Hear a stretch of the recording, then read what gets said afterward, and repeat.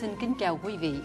Tên tôi là Thúy Ngọc và hôm nay cùng với tôi là anh Vũ Duy Anh từ Hội Phụ huynh Học sinh Việt Nam, và anh sẽ có phần nói chuyện với quý vị về đề tài rất là đặc biệt. Nhưng chúng tôi xin thông báo, thứ nhất quý vị biết là cơ quan phát triển cộng đồng Việt Mỹ là VATV1 bảo trợ cho cái chương trình VATV phát hành hàng tuần trên hệ thống truyền hình BNN của thành phố Boston, và quý vị có thể coi từ cái đài Comcast là đài số 9 và RCN là đài số 15. Ngoài Boston thì xin quý vị xem trực tiếp www.bnntv.org, có nghĩa là www.bnntv.org. Và cái chương trình này là như quý vị đã biết là phát thanh từ thứ Tư từ 7 giờ đến 8 giờ tối và 7 giờ đến 7 giờ rưỡi, thì đó là cái phần tiếng Việt, và chúng ta sẽ nói về cái sinh hoạt người Việt tại địa phương. Và cái phần Anh ngữ từ 7 rưỡi cho đến 8 giờ thì là người Mỹ gốc Việt trong dòng chính trị xã hội ở Hoa Kỳ. Và quý vị có thể gọi vào nếu quý vị có câu hỏi cho người khách của chúng tôi ở cái số là 617-708-3290. Và kính thưa quý vị, một lần nữa, cái chương trình này quý vị có thể coi lại được vào ngày Chủ nhật lúc 5 giờ chiều, thứ Hai 1 giờ trưa và thứ Ba là 11 giờ sáng, và được lưu trên trang mạng là www.viet8.org, có nghĩa là www.viet8 là vietaid.org. Một lần nữa đó là viet8.org. Kính thưa quý vị, sau đây là phần thông báo của ngày hôm nay là ngày 18 tây tháng Giêng năm 2012. Tin về Charter School. Một buổi họp về Charter School tại Boston sẽ được tổ chức từ 6 giờ đến 7 giờ thứ Năm ngày 19 tháng Giêng năm nay tại Trung tâm Sinh hoạt Cộng đồng Việt Mỹ, đó là Trung tâm VATV1. Đây là trường công lập miễn phí chuẩn bị cho học sinh từ lớp 5 đến lớp 8 sẵn sàng để vào đại học. Kính mời quý vị phụ huynh tham dự cho thật đông đảo. Kid Clark Senior Services mừng xuân Nhâm Thìn. Chương trình phục vụ người cao niên Kid Clark tại Dorchester sẽ tổ chức mừng xuân Nhâm Thìn từ 11 giờ sáng cho đến 2 giờ trưa thứ sáu tuần này là ngày 20 tháng Giêng tại Trung tâm Sinh hoạt Cộng đồng Việt Mỹ. Họ sẽ có thức ăn truyền thống, dân ca, múa hát và nhiều trò chơi vui nhộn khác. Cộng đồng Việt Nam tại Mass và Tổng hội sinh viên cũng sẽ tổ chức mừng Tết Nguyên Đán. Hội chợ mừng xuân Nhâm Thìn năm 2012, thường gọi là Tết Cộng đồng, sẽ được tổ chức từ 10 giờ sáng ngày thứ Bảy 28 tháng Giêng tại trường Harbor Pilot Middle School ở số 11 Charles Street ở vùng Dorchester, thành phố Boston. Xin mời quý đồng hương tham dự đông đảo.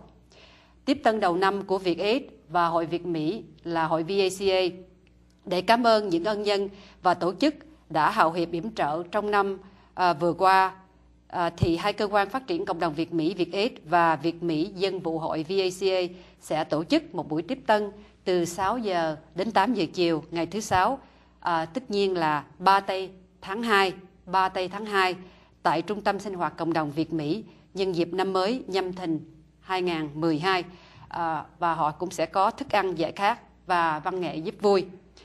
Kính thưa quý vị, một lần nữa để tôi lặp lại cái số để quý vị có thể gọi lại, đó là gọi vào để mà hỏi chúng tôi, đó là cái số 617-708-3290. Và sau đây thì là cái phần rất là đặc biệt mà quý vị trông chờ, đó là cái phần phỏng vấn cũng như gọi là đàm thoại với anh Vũ Duy Anh, đương kim là chủ tịch của Hội Phụ huynh Học sinh Việt Nam. Chào anh Duy Anh. Vâng, xin chào chị và cũng xin kính chào quý đồng hương, tất cả quý phụ huynh cũng giống như là các em học sinh đang theo dõi chương trình của người Việt do Hội VATV1 host trong ngày hôm nay. Dạ. Chắc nhiều người không biết về cái Hội Phụ huynh Học sinh Việt Nam tại Boston, thì chắc có thể anh cho mọi người biết là cái quá trình hoạt động của hội cũng như là mục đích của hội thành lập để làm gì và họ thành lập từ năm nào? Thưa chị và thưa quý vị, cái sự may mắn thì thầy biết được là hội phụ huynh do các bác xưa kia đã thành lập, thì theo các bác dạy bảo và truyền lại thì các bác nói là hội đã được thành lập khá lâu, có thể là vào khoảng thập niên năm 1900, khoảng chừng 1992. Thì khi em được may mắn biết được hội phụ huynh là vào ngày mùng 1 tháng 10 của năm 2009, sau khi được quý đồng hương cũng giống như là phụ huynh tín nhiệm họ bầu cho làm cái chức hội trưởng, thì em mới biết được là những cái sinh hoạt của hội phụ huynh và làm cùng với một số anh chị em cũng giống như là các phụ huynh trong suốt từ 2009 cho tới hiện tại dạ, cũng 3 năm, và cũng được gần 3 năm. Gần 3 năm. Và theo giống như là cái nội quy họ cho biết thì là cứ 2 năm thì là mình phải thay đổi lại. Thì nếu mà đúng theo nội quy thì là vào tháng 10 của năm 2010 vừa qua thì cái nhiệm kỳ của em nó hết, là không phải là hội trưởng, nhưng mà vì cái tinh thần đó là cái tinh thần chung và vì cái quyền lợi chung cho các con em, và đặc biệt là con em Việt Nam đang sống ở trong các vùng Boston cũng giống như là các vùng lân cận, để cho các em được thăng tiến, cũng giống như là phải chuẩn bị cho các em trong cái thế hệ của tương lai cho ngày mai. Thì một số các anh chị em mặc dù hiện giờ chưa có hội trưởng cũng giống như là ban chấp hành, nhưng mà chúng em là những người mà hy sinh, chúng em vì cái quyền lợi chung thì một số vẫn còn tiếp tục làm. Vậy thì cái hội phụ huynh học sinh này có những cái chương trình gì để mà giúp đỡ cho con em cũng như phụ huynh? Cái mục đích đầu tiên là trong vòng các bác trước cũng giống như là em được thừa nhận qua, các anh chị em đều làm với một cái tinh thần chung là đoàn kết, là chúng ta phải trước nhất là phải tranh đấu, phải tìm ra những cái quyền lợi gì ở các trường công lập cũng giống như là trường tư thục ở Boston, cũng giống như là những cái vùng lân cận, những gì mà con em của chúng ta có thể giống như là cái vấn đề bị khó khăn trong trường học, hoặc là phụ huynh gặp khó khăn với lại thầy cô giáo hoặc là hiệu trưởng, thì cái đầu tiên là hội của chúng em phải tranh đấu làm sao để lên tiếng nói, để có cái tiếng nói của cái hội để mà bênh vực, cũng giống như là mang lại những cái thành quả tốt về cho con em, những cái lớp học nó có đúng theo tiêu chuẩn giống như là họ đã đưa ra hay không. Mặt khác là cứ hàng năm thì theo truyền thống thì hội sẽ có cái ngày nó gọi là mãn khóa, và cái ngày đó thì với được sự thương của tất cả quý phụ huynh, quý vị thương gia cũng giống như là các hội đoàn, thì 2 năm vừa rồi chúng em đã khuyến khích được rất là nhiều cái giải thưởng cho các em học sinh giỏi, và cộng thêm vào đó thì chúng em cũng đi để mà làm quen với lại các hội đoàn Hoa Kỳ cũng giống như là người Việt Nam của chúng ta, để làm vào cái chương trình sau giờ học. Sau giờ học thì các em phải có những cái giải trí, hoặc là giúp cho các em làm những cái bài tập hoặc là thể dục thể thao. Vậy là rất là tốt. Có những cái chương trình mà gọi là để kèm cho các em sau giờ học, để cho các em có thể học thêm không? Có nghĩa là tutoring. Dạ, thì em biết đó là bên VATV, hội Việt Mỹ có cái chương trình đó, và theo bên một số các hội đoàn giống như bên Vietjet có trường Văn Lan, nhưng mà không phải là sau giờ học, nhưng mà vào những ngày cuối tuần, rồi thêm vào trường Âu Lạc cũng rớt vào những cái ngày cuối tuần để kèm cho các em về vấn đề cái ngôn ngữ của tiếng Việt, cộng thêm cái sự giáo dục cái văn hóa của người Việt Nam của chúng ta. Và em có giới thiệu thêm cho các em, bởi vì các em học theo cái chương trình của người Hoa Kỳ thì những cái mà về vấn đề bài vở mà các em gặp khó khăn thì có những về những cái hội đoàn của người Hoa Kỳ giống như là Boy and Girl Club hoặc là Solution do các thầy dòng, hoặc là tới những cái YMCA. Dạ, không thì chị cũng có nghe nói là ở VACA là Hội Việt Mỹ cũng như là Việt Ế cũng có cái chương trình dạy kèm sau giờ học. Nhưng mà hình như là Việt Ế cũng đang cần tuyển người để mà giúp vô cái chương trình đó nữa. Thành ra rất là tốt, có nghĩa là cái nhu cầu cần để mà mướn thêm người để mà hướng dẫn các em thì rất là quan trọng. Nhưng mà để chị hỏi thêm là hội phụ huynh gặp những cái khó khăn, những cái thử thách nào trong cái chuyện mà nhóm họp những phụ huynh khác để mà làm việc chung cho con em mình? Duy Anh có thể chia sẻ cho mọi người biết có những cái thử thách nào? Cái khó khăn mà cái này là cái kinh nghiệm riêng cá nhân của em xin chia sẻ cùng với quý vị. Biết rằng là những cái công việc của chúng ta đòi hỏi cái thời gian nó rất là nhiều.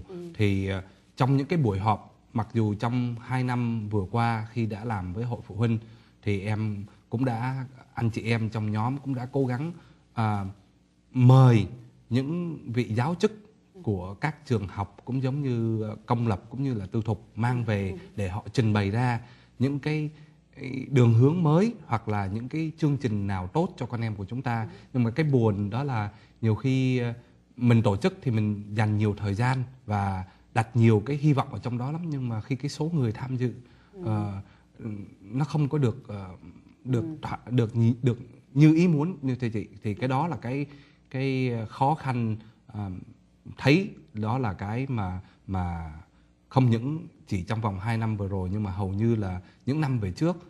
Đó là những cái mà khi mà chúng ta có khúc mắc, khi mà chúng ta cần phải tìm ra những cái giải pháp cho con em của chúng ta, hoặc là chúng ta cần đến những cái sự giúp đỡ của các hội đoàn hoặc là do hội phụ huynh, thì những cái buổi họp đó lại không có mặt. Và khi chúng ta có những cái chuyện trầm trọng với con em của chúng ta thì chúng ta mới bắt đầu, chúng ta mới hỏi là phải làm sao để giải quyết. Thì đó là cái em thấy cái khó khăn rất là đương đầu, hầu như là mọi cái thời gian, giống như là khi mà người nào cũng vậy. Cái khó khăn thứ hai đó là các em, là nhiều khi các em còn rất là bị băn khoăn. Các em không biết là bởi vì mình muốn giữ là cái hội đó là giữ cho các em cái truyền thống để tiếp tục nói được tiếng Việt. Nhưng mà ở đây thì các em sanh đẻ ra là với một cái thế hệ mới, đâm ra khi các em đi vào học ở trong trường thì đã 8 tiếng đều dạy bằng tiếng Anh hết.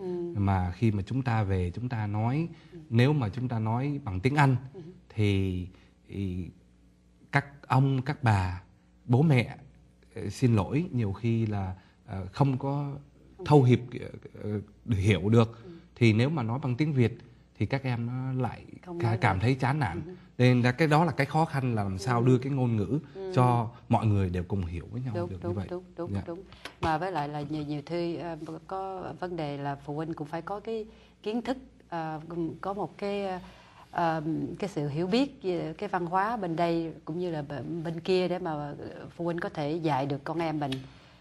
Nhưng mà rồi cái công việc hàng ngày không có cho phép họ có thời gian để mà trau dồi kiến thức hay là đi học thêm, là tại vì họ phải lo những cái miếng cơm manh áo hàng ngày. Thành ra nó cũng hơi khó khăn cho phụ huynh, phải không? Dạ thưa chị, cái vấn đề đó thì thực tế hầu như là không những chị em chúng ta đồng ý cái đó. Đã là người tị nạn chúng ta sống ở đây thì tất cả, giống như là quý vị đang theo dõi, quý vị cũng đồng ý với chúng tôi, đó là chúng ta phải trải qua những cái khó khăn. Và muốn được thành công thì phải vượt qua bao nhiêu cái sự mà thử thách. Thì bây giờ nhiều khi vì tình yêu thương cho con cái đâm ra chúng ta phải tiếp tục giữ cái công việc làm của chúng ta, bởi vì giống như chị mới nói là chúng ta còn phải có bao nhiêu những cái tiền để trả. Sống ở Hoa Kỳ này chúng ta phải trả hết đủ mọi thứ, tiền này tiền kia, thì rồi phải giữ cái công ăn việc làm thì mới nuôi nấng con cái nó lớn, nó thành người được, rồi hy vọng là nó sẽ học hành được thông thái. Thì nếu mà chúng ta tập trung vô cái này thì chúng ta mất đi cái khác. Nếu mà chúng ta nói là chúng ta cứ ở nhà suốt ngày để chúng ta lo cho con, chúng ta đưa đi học rồi về nhà làm homework, thì lấy tiền đâu ra trả tiền nhà rồi tiền này tiền kia. Mà nếu mà đi làm thì chúng ta lại bị rớt vào một cái trống, đó là làm sao lấy thời giờ để mà dạy kèm cho con cái mình những cái bài tập sau giờ học, hoặc là có những cái thời giờ sau những ngày cuối tuần giống như em vừa trình bày trong đầu buổi, là đưa các em đi sinh hoạt với những cái sinh hoạt của cộng đồng, về những nhà thờ, các hội đoàn, cũng giống như là các Phật tử, các hội đoàn trong Phật tử, cũng giống như là đoàn hướng đạo. Hướng đạo. Kính thưa quý vị, một lần nữa quý vị có thể gọi vào để hỏi chúng tôi, đó là cái số 617 708 3290 708 3290. Xin lỗi anh, rồi mình sẽ tiếp tục. Vậy thì theo anh nghĩ thì có những cái lý do, có những cái vấn đề căn bản nào mà mình có thể hướng dẫn con em được để nó có thể trở thành một cái người tốt, hoặc là một cái người học sinh tốt, hoặc là một cái công dân tốt trong tương lai? Thưa quý vị, cũng giống như là thưa chị, nếu mà để mà hướng dẫn, để mà đào tạo một trẻ được thành công ở cái đất nước Hoa Kỳ này thì rất là khó, và không phải là chỉ có cái nhiệm vụ của người phụ huynh, của bố, của mẹ, nhưng mà phải đòi hỏi cả một làng. Giống như là bà Hillary Rodham Clinton, vợ của Tổng thống, bà có nói như thế. Và ông Kennedy, ông cũng nói là chúng ta phải làm gì cho đất nước của chúng ta, chứ không phải ngồi đợi đất nước chúng ta làm cho mình. Thì ở bất cứ một cái xã hội, cũng giống như là một đất nước nào, thì đều có một cái sự căn bản, và ai cũng quý trong cái vấn đề giáo dục, và muốn cho con em của mình được gì, muốn cho con em của mình đạt được một cái nền giáo dục thật là cao, rồi sau đó có được cái bằng cấp như thế thì mới có công ăn việc làm, rồi mới tạo được cái gia đình. Thì cái căn bản đó là những cái principle nó đã có ở đó rồi.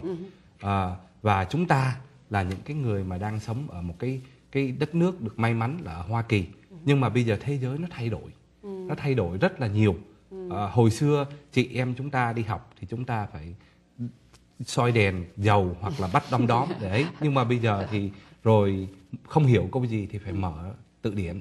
Nhưng mà bây giờ thì đã có những cái mạng lưới, đúng, Google, họ lên Google, hoặc là các em á, nó không có còn cái tinh thần mà nó gọi là tự lập và sáng tạo nữa. Thì những cái căn bản chúng ta phải trở lại những cái căn bản, phải trở lại giúp cho các em là phải có một cái tinh thần, phải biết là biết tự lập và có trách nhiệm. Mỗi người chúng ta, đặc biệt là cái văn hóa của người Á Châu và người Việt Nam của chúng ta, thì mình giỏi về toán, mình giỏi về những cái kỹ thuật, rồi mình có tinh thần đồng đội, rồi mình làm việc lúc nào cũng có cái tinh thần sáng tạo, chế cái này ra, làm thêm cái kia. Đó, về vấn đề vật lý cũng giống như là hóa học. Thì bây giờ nếu chúng ta có thể được, chúng ta dạy cho con em chúng ta trở lại những cái căn bản, những cái gì mà căn bản, và tạo cho các em phải có cái tinh thần, phải biết là biết có cái trách nhiệm. Thí dụ dạy cho các em là dạy ngay từ nhà. Thí dụ các em đúng cái tuổi thì chúng ta có thể ăn cơm, ăn nước xong các em có thể chịu khó phụ, dọn bàn, rửa chén. Rồi tới cái giờ phải xét cho các em làm homework, và tập cho các em nó phải tự có cái suy nghĩ để nó giải quyết cái vấn đề khi mà nó gặp những cái khó khăn. Tự chúng các em chứ không phải là chạy lên Google để bấm ra như thế. Thì đó là những cái mà em nghĩ là chúng ta phải trở lại những cái căn bản, tại vì chúng ta phải, các em sau này các em nó trưởng thành, nó lớn lên thì nó phải đương đầu với lại một cái thế giới rất là khó khăn, tại vì bao nhiêu người tị nạn ở khắp thế giới đều sống ở đây và muốn vào đây, thì muốn được việc thì phải thật là giỏi hơn những người khác, chứ không phải chỉ chúng ta ra được có cái bằng học rồi chúng ta sẽ được đi làm. Nó khác với lại cái thời của chị em và quý vị khi tị nạn bắt đầu từ năm 1975. Đúng. Vậy thì trong năm nay hội phụ huynh định làm cái gì? Thí dụ như trong những năm qua thì có cái chương trình phát thưởng học bổng hàng năm hay gì đó. Vậy năm nay hội phụ huynh sẽ có cái phần phát thưởng đó nữa không, hay là? Như em thưa với chị, đó là vì kêu gọi cùng tất cả quý vị đang theo dõi trong chương trình, bởi vì theo cái nội quy của các bác để lại thì đúng 2 năm thì là cái công việc nó hết. Thì hiện giờ thì không biết hội thì bây giờ không có, nhưng những cái gọi là hội trưởng hoặc là ban chấp hành thì cũng hy vọng là một quý vị nào cũng giống như là một người nào có vì thương các em, vì nghĩ tới cái tương lai cho cái cộng đồng, cho Việt Nam của chúng ta ở tại hải ngoại này, quý vị tiếp tay ra để tiếp tục làm, giúp cho các em, để chúng ta giữ những cái khuyến khích cho các em trong 2 năm vừa qua. Thì sẵn sàng các anh chị em trong cái nhiệm kỳ của em 2 năm, chắc chắn chúng em sẽ sẵn sàng và sẽ làm sao để cho những cái ước mơ của các em. Tại vì 2 năm vừa rồi, năm thứ nhất thì một số các em, nhưng mà năm thứ hai thì nó trội rất là nhiều, tại vì em nào cũng muốn là được nhận cái bằng khen thưởng với lại được cái phần thưởng. Thì riêng em thì em không có muốn mất cái đó cho các em, cũng giống như là phụ huynh. Nhưng mà bởi vì theo cái nội quy thì chúng em phải giữ theo cái nội quy. Vậy là tốt, vậy là rất là tốt. Tại vì thời giờ nó có giới hạn, thành ra Duy Anh có thể cho quý vị biết thêm về những cái thông tin nào mà có hữu ích cho phụ huynh cũng như là cho các con em không? Trước khi mình chấm dứt. Ngày hôm nay một vấn đề mà cũng xin kính gửi tới cùng với quý vị đang là theo dõi, nếu mà về cái chương trình mà công lập cũng giống như là tư thục của các trường ở Boston cũng như là các vùng lân cận. Đặc biệt trước hết là nói về vấn đề các sự ghi danh cho các em ở trường công lập Boston, bởi vì trường công lập Boston họ có cái hệ thống là bốc thăm, đâm ra mỗi năm thì họ có cái chương trình bốc thăm ghi danh cho các em. Thì hiện giờ quý vị còn được 2 tuần nữa với các em với cái tuổi là từ 3 tuổi, 4 tuổi, 5 tuổi và lớp 6 và lớp 9. Thì cái thời gian để ghi danh thì mới được bốc thăm từ ngày mùng 3 tháng 1 cho tới ngày mùng 3 tháng 2. Và sau đó thì các em ở toàn khối nếu mà muốn xin chuyển trường đi vào các trường khác tốt hơn thì cũng phải ghi danh. Thì sau cái ngày mùng 3 tháng 2 thì tất cả các em ở các khối từ lớp 1 cho tới lớp 9 muốn chuyển trường thì xin ghi danh. Và cộng thêm vào đó là những cái trường giống như là chị mới nhắc, Boston Charter School thì xin quý vị nếu mà có thể được, giống như là chị Ngọc có nói vào đầu giờ, là dành thời giờ trong cái ngày đó để tới. Tại vì cái trường Boston Charter School nó có rất là nhiều cái quỹ của chính phủ họ cho, và các em có thể cái chương trình họ dạy rất là giỏi và tốt từ lớp 4 cho tới lớp 8.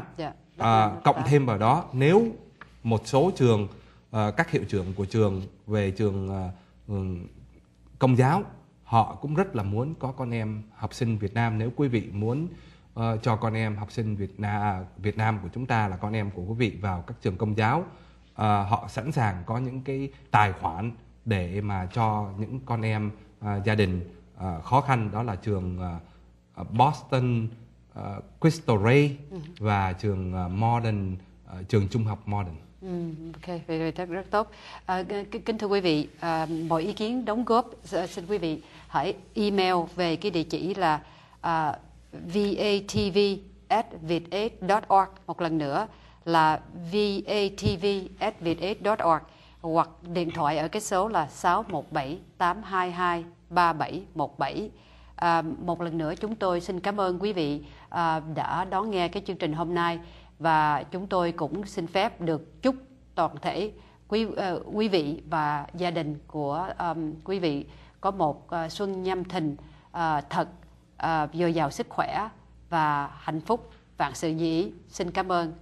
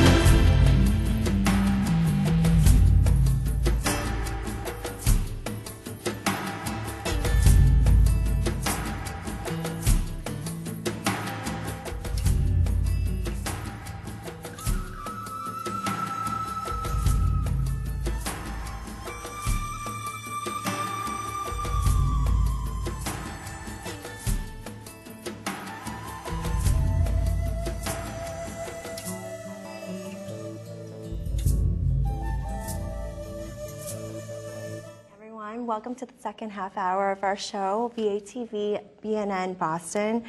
Every Wednesday, we are on the show, Channel 9 on Comcast and Channel 15 on RCN. On Wednesdays, we are at 7 o'clock. On Sunday, we are at 5 o'clock p.m.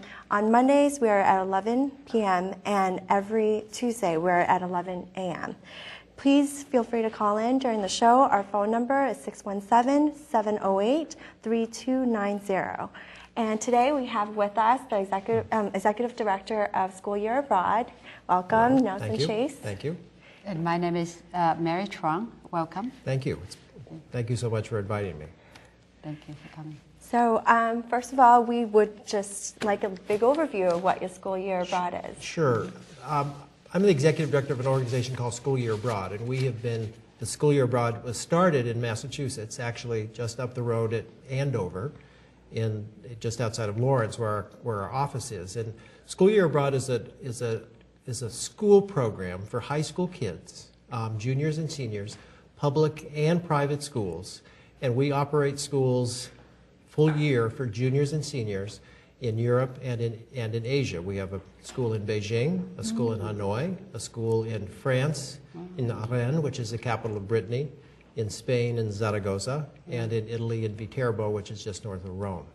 And this is for students either in their junior or senior year who want to do a full year of living abroad, living with a host family, getting full high school credit for their program to apply to college. And for most of them, and we've had 7,000 people attend this program in the last 47 years, they look back and say, this was one of the most important years of my life, one of the best years of my academic career. So because I've just learned recently of this wonderful opportunity to come to speak with you and to speak to the Vietnamese community in Boston, we were asked to come in and talk a little bit about the program. Because we believe and we know that we have Vietnamese families from California whose children have come to our program in Hanoi. And we just want to make sure that people know that we're there and that it's available. It's available to high school kids, public school, private school. We have significant scholarship assistance. And how do you recruit your students? Well, our recruiters are really our alumni. And this year we have 4 alumni who travel around to public schools, to private schools, and speak to kids, go into classes, speak at assembly. We do a lot of marketing. You have our marketing material here. We have a website, www.sya.org. Students and parents who are interested can go there. They can download applications, lots of information. So that's how we do it. And we do a lot of traveling in the fall. I visited about 25 schools this fall in California, in Texas, in Oklahoma. I often go down the Atlantic coast to schools there. So we get the word out as much as we can, and applications are starting to come in. We'll start reviewing them at the beginning of February, but we continue to accept applications until programs are full. So if students are interested in perhaps applying to the program in Vietnam or any of the others, they should go to the website and download an application and fill it out.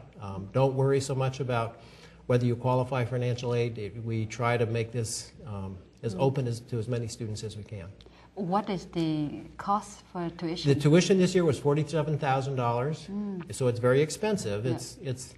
It's basically what a boarding school would cost at the high school level in the United States this year, and that covers all costs in country in terms of the teachers living with host families, the significant travel that we do in all of the countries where we're operating. But we also give lots of financial aid. This year, 50% of our students have received scholarships. The average grant is approximately $30,000. And there are a number of students who have really received full financial aid. Wow. So that is wonderful. So how many Vietnamese students do you have thus far? This year we had 1. And we've had Vietnamese students attend our other programs as well. I don't know the number. I see. But this year, in terms of, we've had a student there the first semester. The program in Vietnam it's a full year program, but those students who would like to come just for the first semester, that's also an opportunity. And so you were talking about applications. What is the selection criteria? Well, we want to make sure that the students will be successful. So we want to make sure that they will be able to do the work So they need a good, strong academic background. Someone coming from a good independent school should have a good B to A average. From a public school, certainly a strong B average. Someone with a C average would be a little bit concerned. It's a rigorous program, academically challenging. Students in France and Spain have to have 2 years of high school equivalent French and Spanish. And those courses, all the courses except English and math, are taught in French and Spanish. That's not the case in Italy. It's not the case in Vietnam or China. Many of the students who come there are going to be beginners. So in the case of Vietnam, do the students have to know Vietnamese in order to go? No, they just have to be willing to learn. I see. And their academic program, every day, 5 days a week, they have 2 hours of Vietnamese every morning. They live with a host family. So when they arrive in country in Hanoi at the end of August, they will do a 2-day orientation. We'll teach them sort of survival Vietnamese for the first day or two. And they do a lot of sign language that first week or two. I want to sleep, or I'm hungry, or where's the bathroom, or whatever. But they survive. Most of the host families that we have, usually there's a child that speaks a little bit of English. Actually, our preference, really, for most of our host families around the world, we prefer that they don't speak any English. Because the students, you just learn the language much faster. If everybody starts speaking English, then our students aren't learning what we want them to learn, which is the language. I see. How do you select the host? I would think that would be the hardest part. Well, initially it's hard, but we are located on the campus of Vietnamese National University in the western suburbs of Hanoi.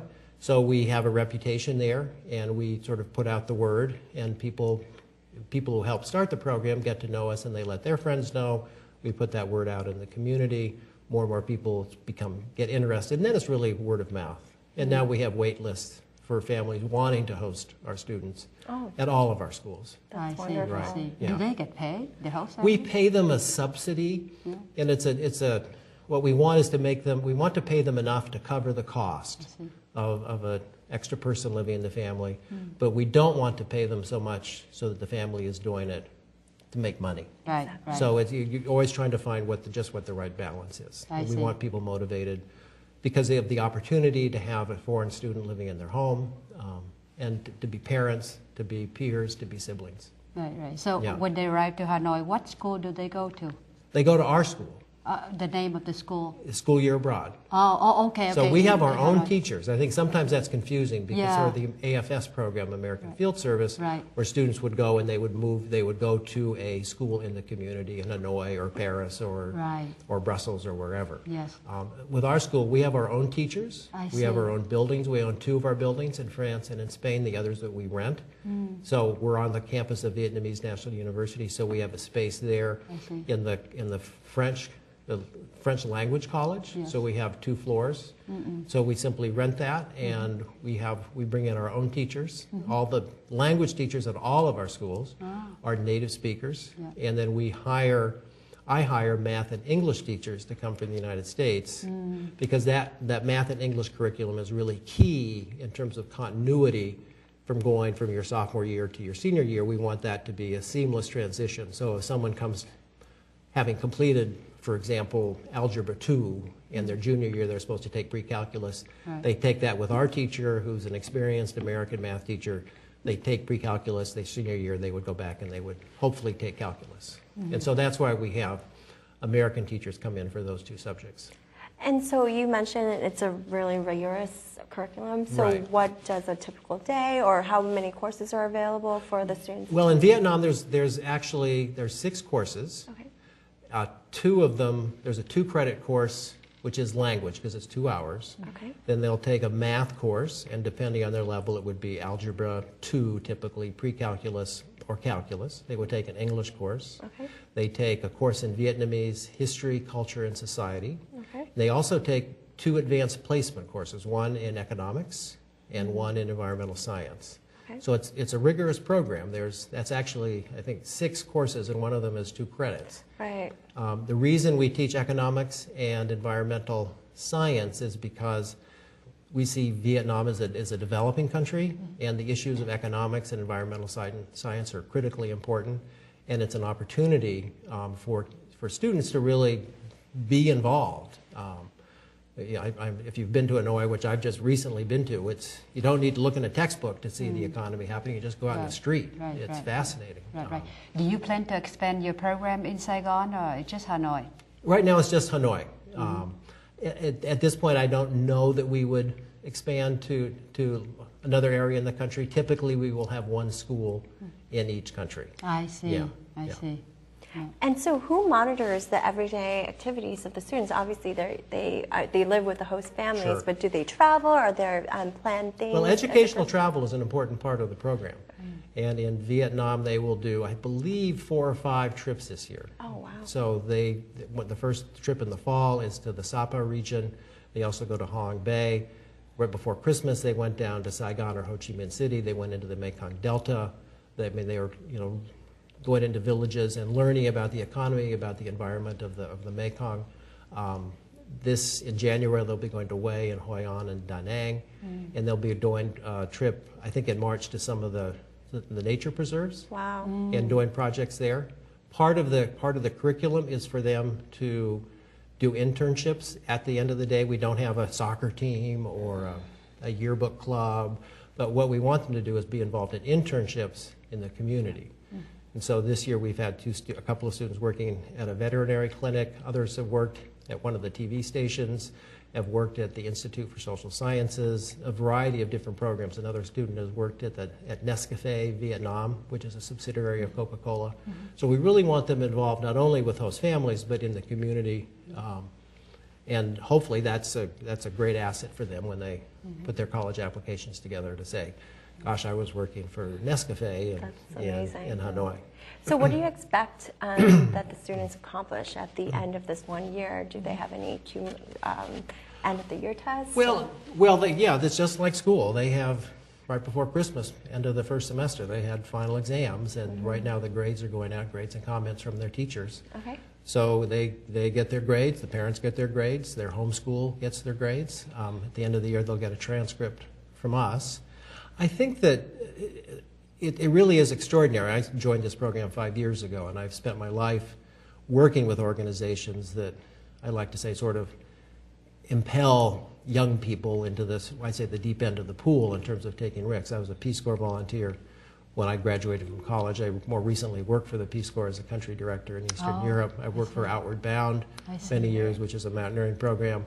And so when I learned about this program, it seemed very much in line with what I believe is really important for young people. And Peace Corps is not only young people, it's also older people. But that opportunity to sort of step out of your comfort zone, to do something new and different, certainly to live in another country, live with a new family, a new language, new students, new teachers. It's really the deep end of the pool. And I tell kids at the airport when they're getting ready to go, and I meet them there and their families and say, this is going to be hard. This is a life-changing experience, and life-changing experiences are challenging. So what have been some of the students' comments after they graduated from the program? What do they say? Their experience, Most of them say, and about 7,000 will say, one of the most important things I've ever did in my life. Wow. Life-changing experience. I see. And it's because it's really that significant. It's a year. They hopefully come home fluent in another language. Right. We've done some testing that shows that their self-esteem from the time they started to the time they leave, it increases dramatically. And that's just the self-report that they do at the surveys we actually, in the questionnaires we have them do at the end of the year. It's indicated. And to talk to our alumni who did this 40 years ago, they still say, one of the most important things I've ever done.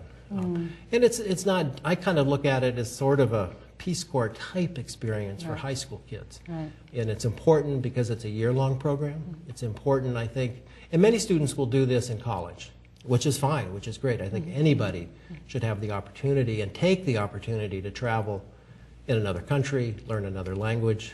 Certainly in this world, which is increasingly global, it's really important. The ability to learn another language and to speak another language fluently is critically important. And many people in the United States, I don't know what the percentage of Americans who have passports, but it's amazingly low. Compared to other countries. Compared to other countries. That's We true. don't really know much about the rest of the world.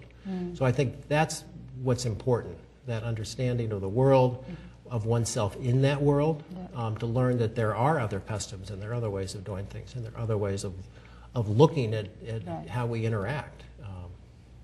And many of our kids still go back and still see their host families 10, That's 20, wonderful. 30 years later. That's It's extraordinary. Typically, how many students are selected per school year? It's interesting. It's a very much a self-selected process. When I ask students at the airport, and there's 60 to 70 of them for each school, Vietnam is still smaller because it's a newer program. Said, who is responsible for you being here today? Guess who raises their hands? It's the kids. And then they convince their parents that it's a good idea. I see. So, well, How many students? Well, you so I answered did 60 to 70. 70, This year yeah. we've had 15 students in Vietnam, and we wow. expect it's just going to be a smaller program. Very few schools in the United States teach Vietnamese as a language, a high school language. So that means our program is going to be smaller, but it's obviously then more intimate. Kids get lots of attention. How did you, out of all the countries, how did you end up choosing Vietnam as one of the? Well, it's interesting. The school started in in Spain, in Barcelona, the first year. In 1964, it was called School Boys Abroad. I see. This was before sort of co-ed education really sort of took off. And when we started including girls a couple years later, then it was changed to School Year Abroad. Then we started the school in France. Our third school was in China. In the early 1990s. We started in Italy in 2001. And then in 2008, 2009, as part of our strategic plan, the board wanted to be in a country which is more in the developing world, and looked at Vietnam, looked at Argentina, looked at India, finally decided to do India, and we were there this first semester. That was when the Mumbai terrorist attack happened. So the kids were only going to be there for the first semester that year. So ultimately, we wondered whether we should bring students home. I finally said, let's ask them what they want to do. And they said they wanted to complete it. It was another 2 or 3 weeks. And so they stayed. And then our board decided that we simply couldn't operate the program safely. And a safe program for us means you travel, you get on a bus, you get out in the community. We had host parents who were concerned in India that they would be targets, so that we simply couldn't operate. So we very quickly pivoted. Our former president, Woody Halsey, had been very interested and committed to Vietnam. Our students in China, when we started, used to travel to Vietnam as part of their educational travel. So we had contacts, and so we very quickly made that decision and have been happy ever since. So now, when you opened the school in Vietnam, have you encountered any difficulties? It's been amazingly easy. Oh, okay. That's good. Last year we opened a school in Japan, which is also part of our strategic plan, and for very much a developed country, it was terribly difficult. Just bureaucratically, we found Vietnam to be quite easy. The Vietnamese people are incredibly welcoming of Americans. So it's really wonderful. And getting visas, it's really been no problems. So you just opened last year in Vietnam? No, we're in our third year. Oh, third year. This is our third year. Okay. Right. I see. And we're recruiting now for our fourth year. We've just had applications start coming in. I just heard today we've had 11 applications so far, which is great. That is great. So it's good. So when does the application process start for the upcoming school year? Well, it's already started. Okay. I mean, a student back in August or September could have gone to the website, downloaded an application. If people are interested now out in the community who are watching, it may say that the deadline for applications is February 1st. That means that's when we start reading the applications. Right. So if families, if students are interested, don't worry about that. Go ahead, download the application, fill it in, send it in. The key part is if they're interested in financial aid, they should complete that application quickly, because we have a certain amount of financial aid. Right now there's a lot, but come April or May, there's not going to be that much left. So that's important. So the schools, the actual high schools here, you also obviously have a relationship with them, right, to incorporate the credits into the school's transcript, or you have your individual The different schools transcript? do it differently. It's interesting. It's a good question. We have what we call a consortium of member schools that we work closely with, and about 40% of our students come from those schools. Andover, which was the first school, and they shortly thereafter asked Exeter and St. Paul's to join. So we currently have about 45 independent schools which are part of that consortium. Some of them, in terms of credits, either attach our transcript to their transcript. Others take our grades and put them under their grades. I see. Sometimes it's a bit more of a challenge with a public school. Yes. Because sometimes public schools, they have to talk to the superintendent, and normally I can talk to the person and just basically we can get it resolved. But sometimes there's some questions that come up, but we've always been able to resolve those. Oh, Yeah. I mean, and in terms of the transfer of the credits, do they question The only time we the get questions, teachers? it might be from a public school. Okay. That might be a student from pick a place, someplace in Oklahoma says, gosh, what's this thing called School Year Abroad? And typically they know their student is going and then they don't quite know what to do.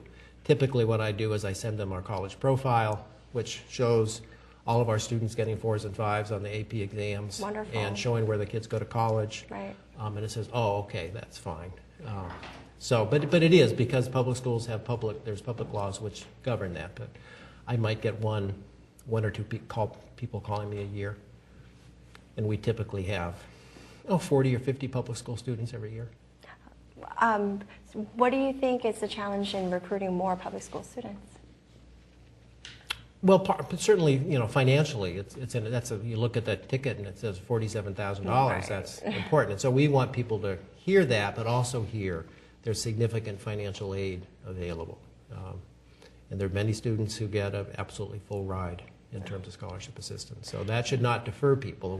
I can't promise that they're going to get financial aid. It really depends. So they have to go through a process which all students have to go through to get financial aid at independent schools, and the same thing in terms of university to get scholarships. We look at their tax returns, and if they qualify, then we do everything we can to provide that.